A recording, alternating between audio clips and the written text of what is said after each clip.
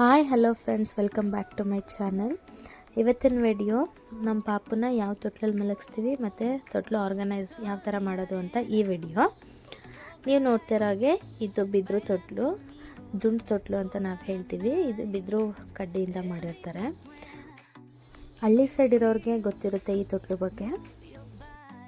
ತೊಟ್ಲು ಹಾಸೋಕ್ಕಿಂತ ಮುಂಚೆ ಸ್ವಲ್ಪ ಬೆಳಗ್ಗೆ ಟೈಮ್ ಬಿಸಿಲಲ್ಲಿಟ್ಟು ಈ ಥರ ಕೊಡ್ವಿ, ಇರುವೆ ಅವ್ರು ಬೇರೆ ಏನಾದರೂ ಇನ್ಸೆಕ್ಟ್ಸ್ ಹೋಗಿರುತ್ತೆ ಅಂತ ಒಂದ್ಸತಿ ಕ್ರಾಸ್ ಚೆಕ್ ಮಾಡಿ ನಾವು ಕ್ಲೀನಾಗಿ ಕೊಡ್ವಿ, ಆಮೇಲೆ ಹಾಸ್ಬೇಕಾಗತ್ತೆ. ಈ ಬುಕ್ಕು ಗಂಧಿ ಅಂಗಡಿಲಿ ಸಿಗುತ್ತೆ, ಬಾಲಗ್ರಹ ಮತ್ತು ಬಸುರಿ ಚಿಕಿತ್ಸೆ ಅಂತ. ಈ ಬುಕ್ ನಾವು ತೊಟ್ಲಲ್ಲಿ ಇಡೋದ್ರಿಂದ ಮಕ್ಕಳಿಗೆ ಗ್ರಹ ಸಂಬಂಧ ಆಗೋದನ್ನ ತಡಿಬೋದು ಅಂತ ನಮ್ಮ ಹಿರಿಯರು ಹೇಳ್ತಾರೆ.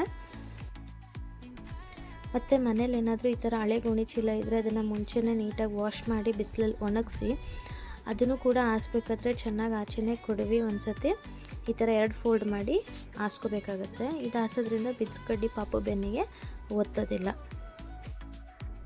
ಮತ್ತು ಇದ್ರ ಮೇಲೆ ಸ್ಪ್ರೆಡ್ ಮಾಡೋಕ್ಕೆ ನಿಮ್ಮ ಮನೇಲಿ ಏನಾದರೂ ಹಳೆ ಕಾಟನ್ ಸೀರೆ ಇದ್ದರೆ ಅಥವಾ ಹಳೆ ಬೆಡ್ಶೀಟ್ಗಳಿದ್ದರೆ ನೀವು ಈ ಥರ ಕೌದಿ ಸ್ಟಿಚ್ ಮಾಡ್ಕೋಬೋದು ಮನೆಯಲ್ಲೇ. ನಾನು ತೋರಿಸ್ತಿರೋಷ್ಟು ದಪ್ಪ ಇರಲಿ, ಯಾಕಂದರೆ ಇದು ಸಾಫ್ಟ್ ಇದ್ದಷ್ಟು ಮಗು ಚೆನ್ನಾಗಿ ನಿದ್ದೆ ಮಾಡುತ್ತೆ.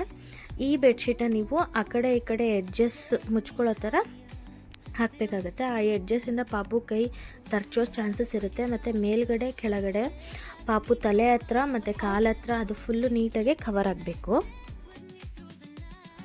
ಕೌದಿ ಮೇಲೆ ಇನ್ನೊಂದು ಕಾಟನ್ ಬೆಡ್ಶೀಟ್ ತೊಗೊಂಡು 4 ಫೋಲ್ಡ್ ಮಾಡಿಬಿಟ್ಟು ಈ ಥರ ಹಾಕಿ, ಚಳಿಗಾಲ ಇದ್ದರೆ ನೀವು ಬೇಕಾದ್ರೆ ಉಲ್ಲನ್ ಬೆಡ್ಶೀಟ್ ಕೂಡ ಯೂಸ್ ಮಾಡ್ಬೋದು. ಇವಾಗ ಬೇಸಿಗೆ ಇರೋದ್ರಿಂದ ನಾನು ಕಾಟನ್ ಬೆಡ್ಶೀಟ್ ಯೂಸ್ ಮಾಡ್ತೀನಿ.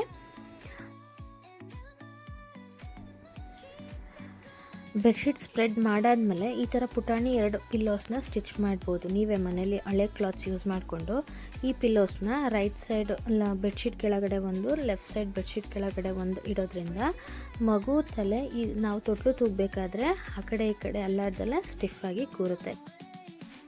ನಾನು ತೋರಿಸ್ತಾ ಇದ್ದೀನಿ ನೋಡಿ, ಈ ಥರ ಆ ಕಡೆ ಈ ಕಡೆ ಬಂದು ಮಧ್ಯದಲ್ಲಿ ಸ್ವಲ್ಪ ಗುಂಡಿ ಥರ ಆಗುತ್ತೆ. ಇಲ್ಲಿ ಮಗು ತಲೆ ಕೂರೋದ್ರಿಂದ ಮಗು ತಲೆ ರೌಂಡಾಗಿ ಬರುತ್ತೆ. ಮತ್ತು ತುಂಬ ಮಕ್ಕಳಲ್ಲಿ ನೀವು ನೋಡಿರೋ ಹಾಗೆ ಫ್ಲ್ಯಾಟೆಡ್ ಆಗಿರುತ್ತೆ ಹಿಂದೆಗಡೆ ಚಪ್ಪಟೆ ಥರ. ಅದನ್ನು ಕೂಡ ಈ ಥರ ತೊಟ್ಲಲ್ಲಿ ಅವಾಯ್ಡ್ ಮಾಡ್ಬೋದು.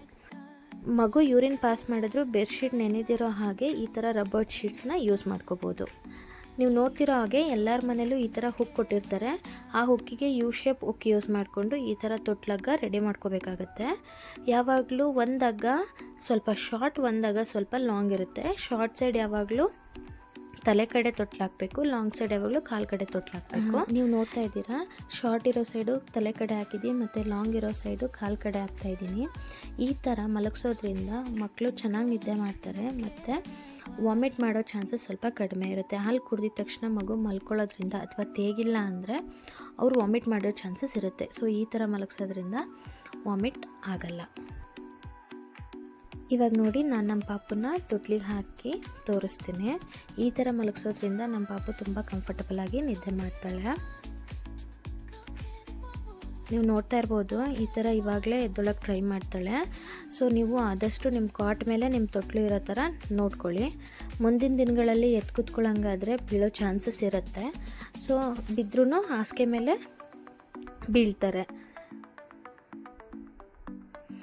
ಆ ಥರ ಮಲಗಿಸ್ಬಿಟ್ಟು ಈ ಥರ ಒಂದು ಕಾಟನ್ ಬಟ್ಟೆ ಅವ್ರ ಪಂಚೆ ಇದ್ದರೆ ತೆರೆ ಹಾಕೋದು ಅಂತ ನಾವು ಹೇಳ್ತೀವಿ.